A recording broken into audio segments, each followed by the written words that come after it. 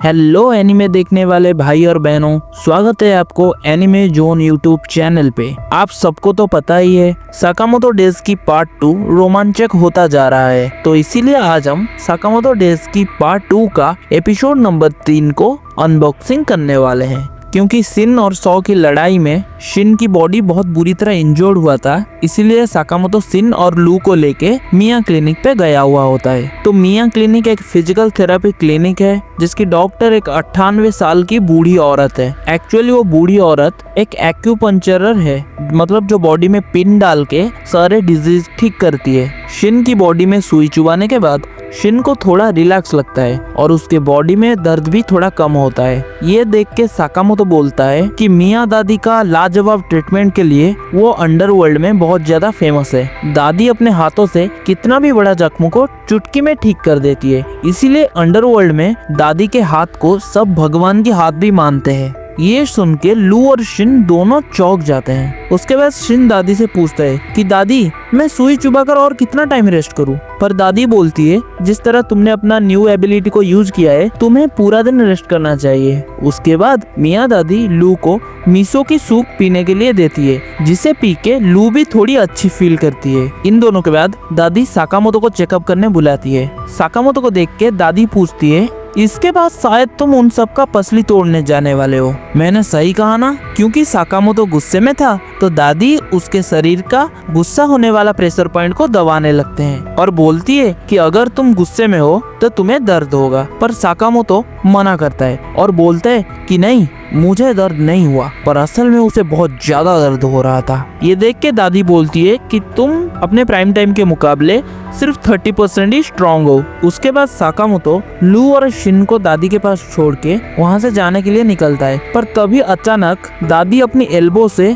साकामोतो को एक गहरी पंच मारते हैं और बोलती है कि जाते जाते अब तुम्हें थोड़ा अच्छा भी लगेगा। उसके बाद हम देखते हैं कि मिनिमलिस्ट साकामोतो के दुकान पर गया हुआ होता है। तब हम देखते हैं कि मिनिमलिस्ट साकामोतो के बारे में उसका वाइफ को पूछता है। जवाब में आओई बोलती है, अभी मेरे हस्बैंड घर पे नहीं है, वो फिजिकल थेरेपिस्ट के पास गए हैं। पर ये बात सुन के मिनिमलिस्ट गुस्से में करेंसी काउंटर मशीन को अपने हाथों से कुचल के एक छोटे से बॉल में बदल देता है। फिर सामने वाले टेबल को भी तोड़ देता है और आओई का गला पकड़ के फिर से साकामोतो कहाँ है ये पूछता है। पर तभी आओई मिनिमलिस्ट के हाथों को मरोड़ देती है और उसके बालों से ही उसके ऊपर एक जोरदार हमला करती है। पर ये देख के मिनिमलिस्ट बहुत ज्यादा शॉक हो जाता है और पूछता है कि कौन हो तुम? पर तभी नागुमो निकलता है। एक्चुअली साकामोतो के कहने पर नागुमो भेस बदल के आओई की तरह साकामोतो के स्टोर पे खड़ा था। नागुमो को देख के मिनिमलिस्ट को पता चल जाता है कि इसका रैंक एस है, तो इससे बहुत ज्यादा खतरा है। इसीलिए मिनिमलिस्ट नागुमो के ऊपर हमला करना चालू कर देता है। पहला हमला करने के लिए जब मिनिमलिस्ट आगे बढ़ता है, तभी अचानक नागुमो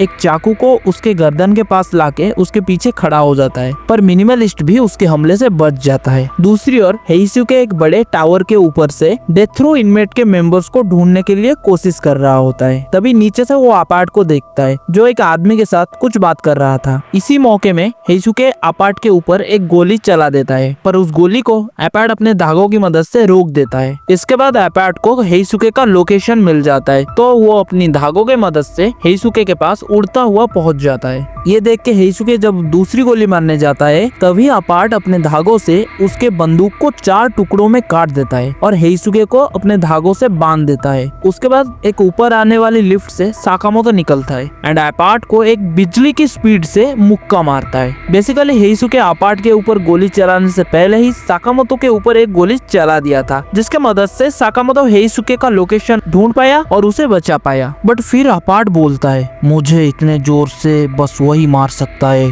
जो मुझे पहले से ही जानता हो। उसके बाद हमें नागुमो और मिनिमलिस्ट की फाइट दिखाया जाता है, जिसमें मिनिमलिस्ट बोलता है कि मैंने पूरे 432 लोगों को मारा, पर किसी को मार के मुझे अच्छा नहीं लगा, शायद तुझे मार के मुझे अच्छा लगे। उसके बाद मिनिमलिस्ट नागुमो को एक जोरदार पंच मारता है, पर नागुमो का इतना रफ्तार होता है कि वो उसके बार से भी बच जाता है, उसके पॉकेट से उसका फोन भी निकाल लेता है और उसमें स्लर का नंबर भी ढूंढ देता है। कुछ ही सेकंड में नागुमो का इतना रफ्तार देख के मिनिमलिस्ट बहुत ज्यादा सरप्राइज्ड हो जाता है एंड उसके बाद मिनिमलिस्ट गुस्सा होके नागुमो के ऊपर टेबल, लोहे का बॉल, आसपास की चीजें फेंकने लगता है, पर उसके सारे के सारे हमलों से नागुमो बच जाता है एंड उसी स्टोर में कहीं छुप जाता है। इसके बाद जब मिनिमलिस्ट उसे स्टोर में ढूंढता है, इसी बीच में नागुमो अपना भेष बदल के मिनिमलिस्ट जैसा बन जाता है एंड उसके गर्दन को पकड़ के उसे नीचे फेंक देता है। उसके बाद नागुमो मिनिमलिस्ट को सुपर हैंडी दिखाता है, जिस बॉक्स में 6 तरीके का वेपन रखा जाता है और बोलता है तुम्हारा मौत के लिए 1 से 6 के बीच में एक वेपन चुन लो।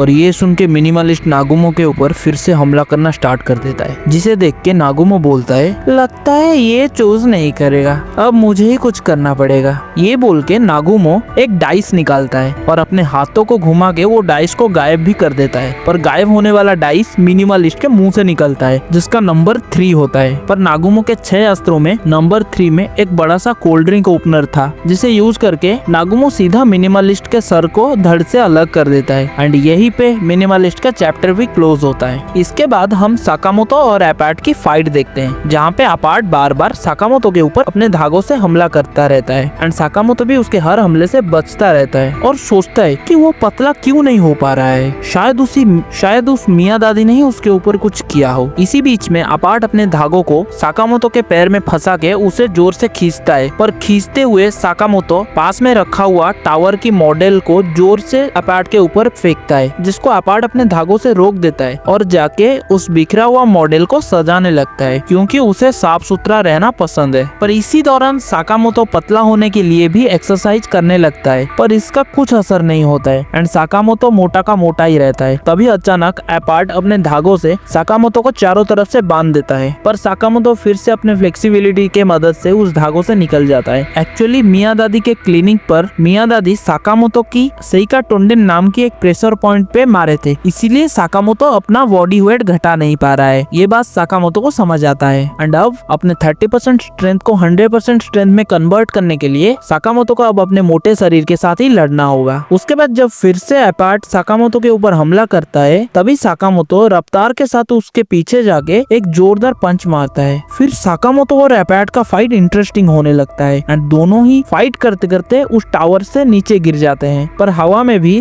साकामोतो एपार्ट को पंच के बाद पंच मारता रहता है। फाइट करते करते दोनों सीधा जाके एक लोहे के रेलिंग के ऊपर गिरते हैं। उस लोहे के रेलिंग पे खड़े होके एपार्ट साकामोतो को बोलता है तुम पहले इंसान हो जो मेरे साथ इतना देर तक लड़ पाए हो साकामोतो, क्या तुम मेरी कहानी सुनना चाहोगे? पर साकामोतो बोलता है कि मैं अभी सुनने का मूड में नहीं हूँ। यही बोल के एपिसोड 03 फिनिश होता है। तो एक्सप्लेनेशन वीडियो कैसा लगा ये कमेंट करके जरूर बताना। अगर पिछला एपिसोड नहीं देखे हो तो डिस्क्रिप्शन में लिंक है, वहाँ पे जाके देख लेना। तो मिलते हैं नेक्स्ट वीडियो में, तब तक के लिए सबको ऑल द बेस्ट।